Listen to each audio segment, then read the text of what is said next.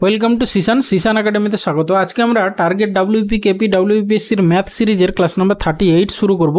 তোমরা যারা competitive exam preparation নিচ্ছ, যে সমস্ত এক্সামে বাংলা ভার্সনে কোশ্চেন হয় তাদেরকে বলবো অবশ্যই ক্লাসটা শেষ পর্যন্ত দেখো।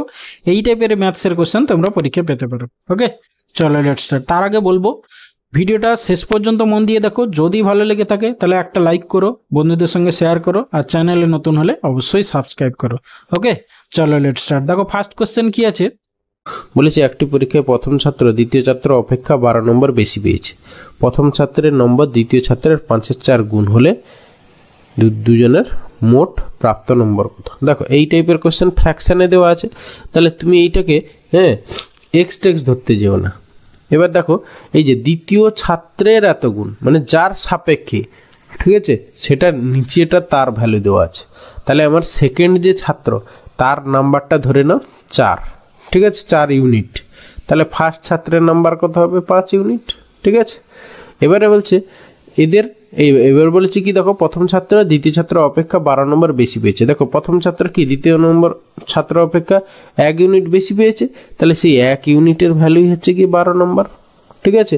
এবার বলেছি কি দুজনের প্রাপ্ত মোট নম্বর, দুজনের প্রাপ্ত এর প্রথম ছাত্রের 5 ইউনিট আর দ্বিতীয় ছাত্রের হচ্ছে 4 ইউনিট, 5 4 9 ইউনিট। তাহলে 9 ইউনিটের ভ্যালু কত, সেটাই হবে তোমার অ্যান্সার। ওকে, তাহলে 1 × 12 মানে 9 × 12 মানে হচ্ছে কি 12 9 108 হবে অ্যান্সার। 108 মানে অপশান বি অ্যান্সার।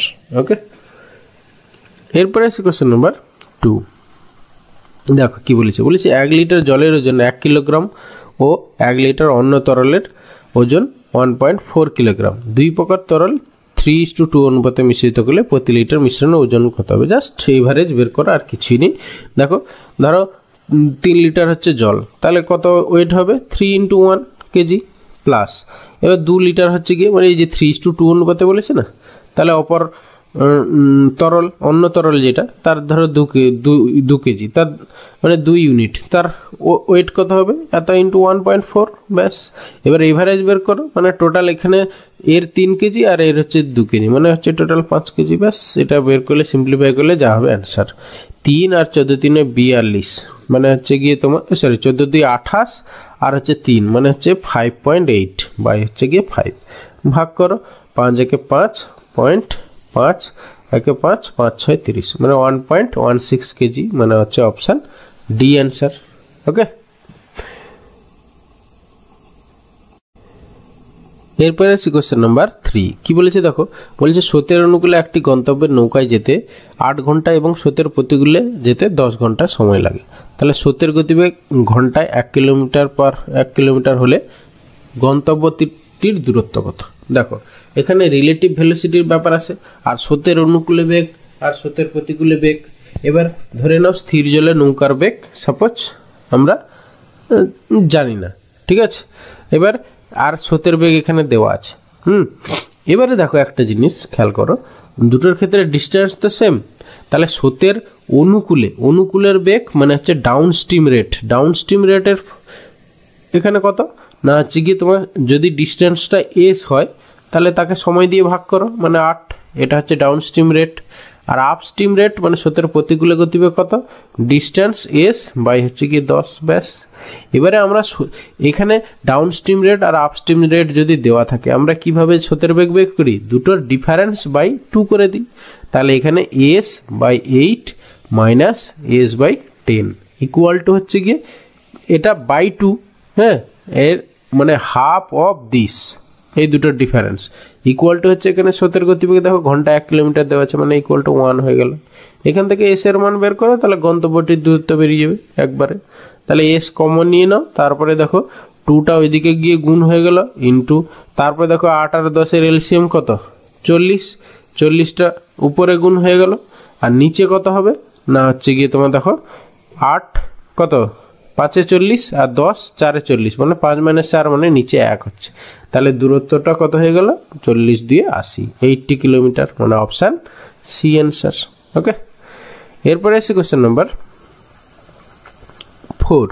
বলেছে এক বিক্রেতা 5% লাভে একটি রেডিও বিক্রি করেন, আরও 24 টাকা বেশি মূল্যে রেডিওটি বিক্রি করলে 8% লাভ হতো। তাহলে প্রথমে 5% লাভ হয়েছিল, তারপরে বলছে 8% লাভ হচ্ছে, তাহলে এই যে 3% ডিফারেন্স, সেই জন্য এই যে 24 টাকা মূল্য বেড়েছে।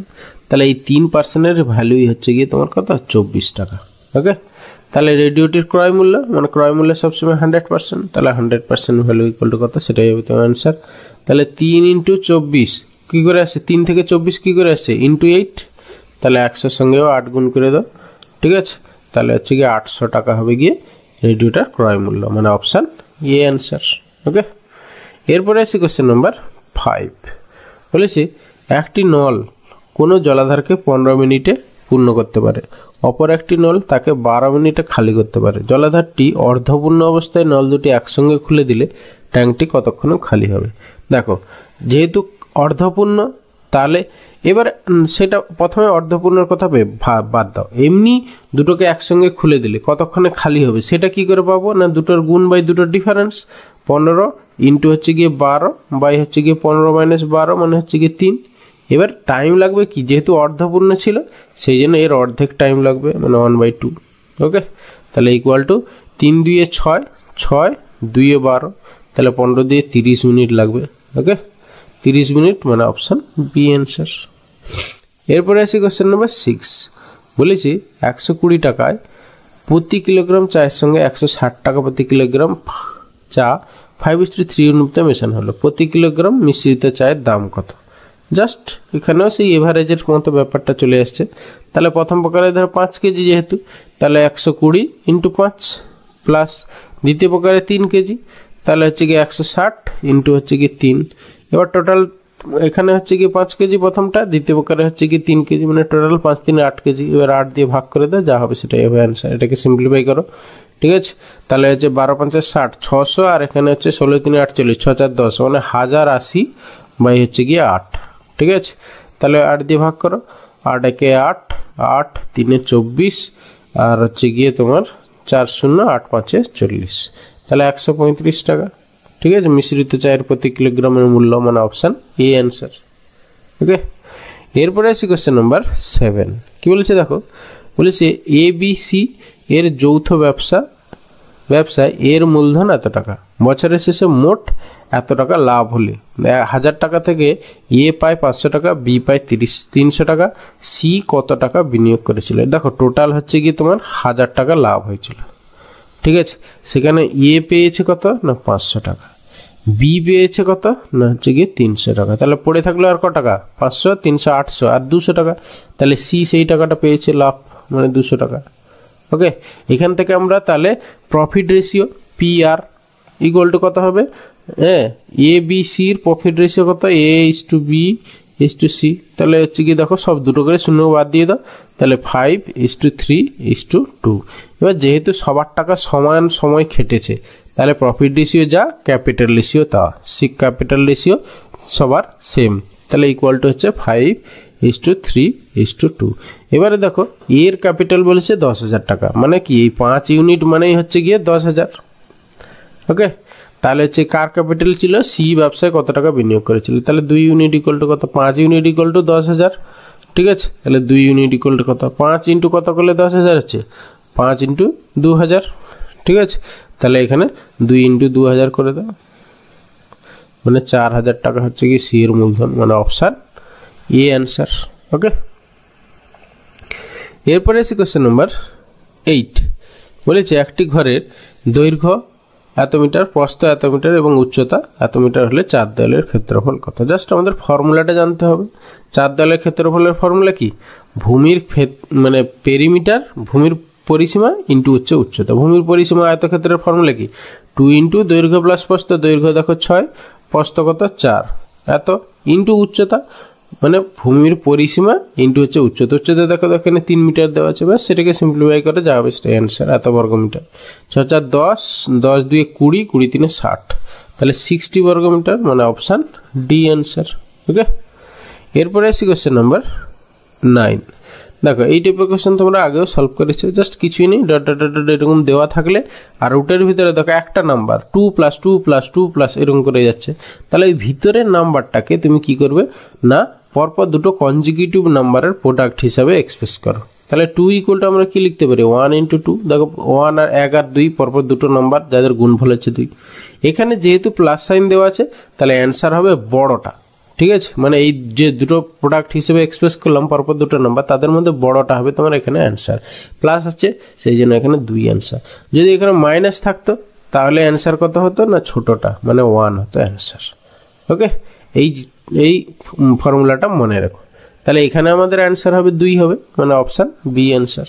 ওকে, এরপরে এসে question number 10 and final question. কি বলছে দেখো, এ এর বেতন বি এর বেতনের চেয়ে 20% কম। তাহলে যার চেয়ে তাকে 100 ধরে নাও। তাহলে বি এর বেতন তুমি ধরে নাও 100, ঠিক আছে। তাহলে এ এর বেতন কত হবে 20% যেহেতু কম, তাহলে হচ্ছে এ এর বেতন 80, ঠিক আছে। এবার বি এর বেতন এর চেয়ে শতকরা কত বেশি, এর চেয়ে যার সাপেক্ষে সেটা নিচে 80। বি এর বেতন এ থেকে কত বেশি 20 বেশি, তাহলে 20/80 ইন্টু 100 হবে অ্যান্সার। 20 4 এ 80 আর হচ্ছে কি 4 25 সঙ্গে হচ্ছে 100, তাহলে হচ্ছে কি 25% বেশি। ব্যাস এটাই হবে অ্যান্সার। 25% মানে অপশান এ অ্যান্সার। ওকে।